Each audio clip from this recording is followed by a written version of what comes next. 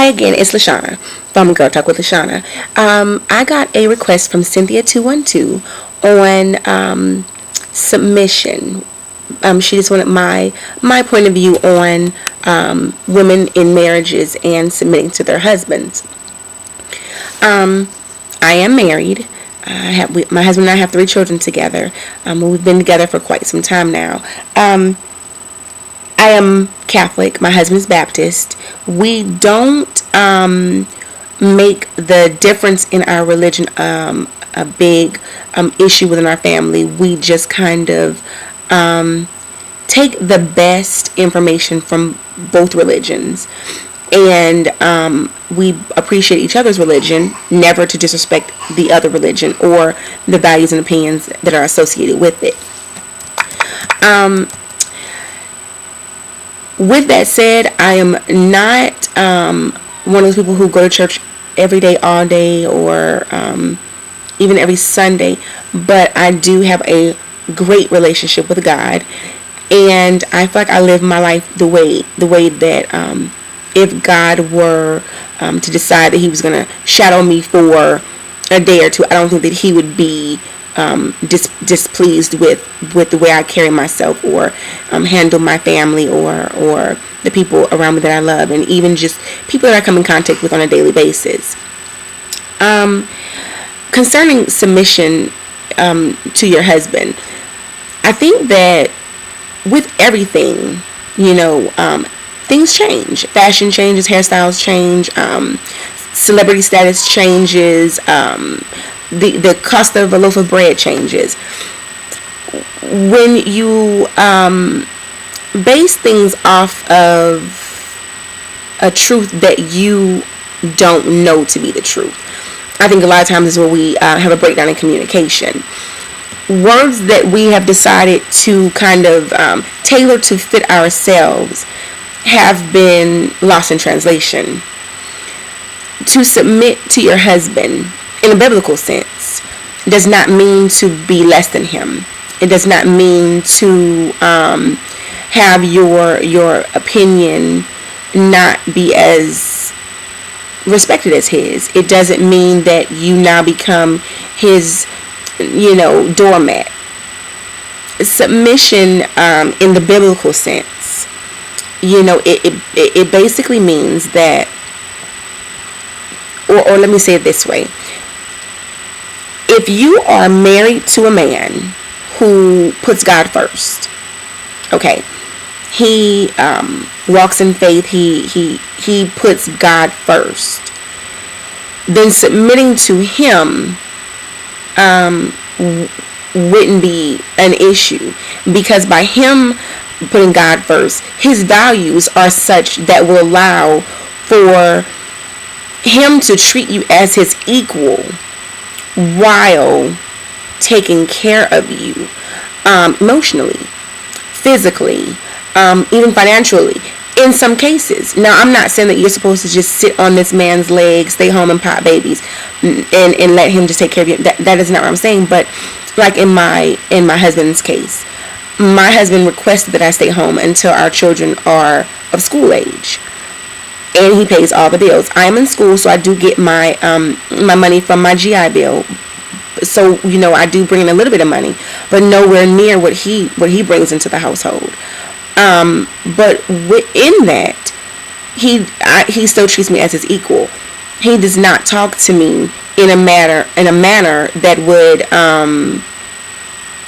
suggest that he feels like I'm less than, or I'm not as valuable as he is. Do I submit to my husband? Yes, I do. Am I ashamed of that? No, I'm not. Because when I give my husband what he needs, and then he gives God what God has asked of him, then God provides for my husband, and my husband provides for our family.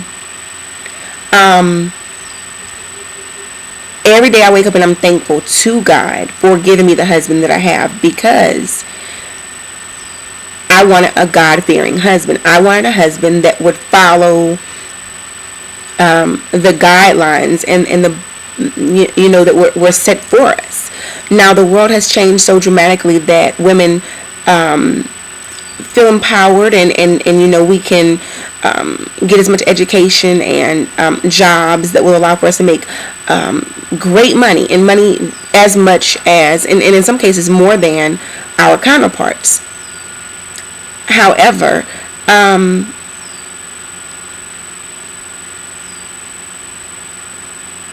if you take the time and you actually read your Bible, I don't want to get too religious because I don't want to offend anyone, but if you read your Bible, it's clear what men are aligned to do and women what they're aligned to do. For any of you who question submission and what it means in the biblical sense, read Proverbs 31, and that will tell you exactly, it'll outline the value of a woman. In reading it, you will feel more empowered than making $100,000 a year, or driving a Mercedes, or having every Tiffany bracelet or Coach bag that money could ever buy. The beautiful way that we're outlined, we being women, the way that we're outlined in Proverbs 31, it shows how beautiful it is to submit to your husband and to be strong in that submission. You're not putting yourself down. You're not allowing your husband to put you down, because if your husband is following God, then he won't put you down. You are equal, but you are allowing him to be the head of the household, which is the way that it was supposed to be in the beginning.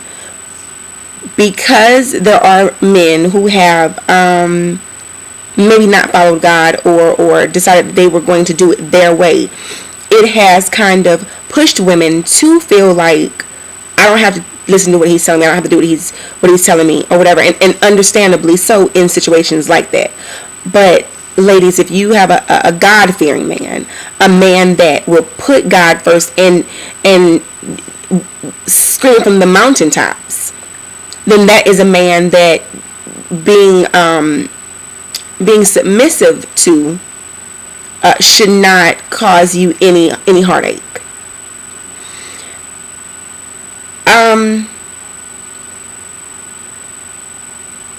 I feel like church has been taken out of the home with younger people. Younger marriages may not go to church the way, say, our grandparents did, or whatever. And if you notice, if you pay attention, you'll notice that more marriages now than ever are ending in divorce, because the thing that everybody has taken out of their marriage is God. If you take God out of the equation, you are doomed. As far as your marriage is concerned. I mean, like I said, I don't want to get too religious. I don't want to offend anyone. But if you put God first as the woman, then God will ease your heart to submitting to your husband. And if your husband puts God first, then God will soften his tongue and soften his spirit and soften his approach to taking care of his wife and his children. To me, at the end of the day, when I am finished, wrangling my children and cleaning up for the 15th time that day, because I have a 3-year-old, a 4-year-old, and a 14-year-old, and I lay down next to my husband, and I know that he is the man of this household, there are no words for how beautiful that feels. I feel safe within his faith. I feel safe within his I feel safe in his arms, because I know that the God in him is going to make it all right. So when I say let your man be a man and be submissive, I don't mean to let him make you his, you know, his punching bag, mentally, physically, or emotionally, verbally. I don't mean that. I mean, allow him to be the head of the household. Let him be the man. If you try it for a week, let him be the man, and you be his partner. Your life will be so beautiful. It is unbelievable. Now, do we argue? Yes. Do we fuss? Yes. Do we fight? Yes. Do we go off? Yes. But at the end of the day, he's the head of my household. My husband is, and God is over everything that we do and touch. And it's beautiful. I'll talk to y'all later.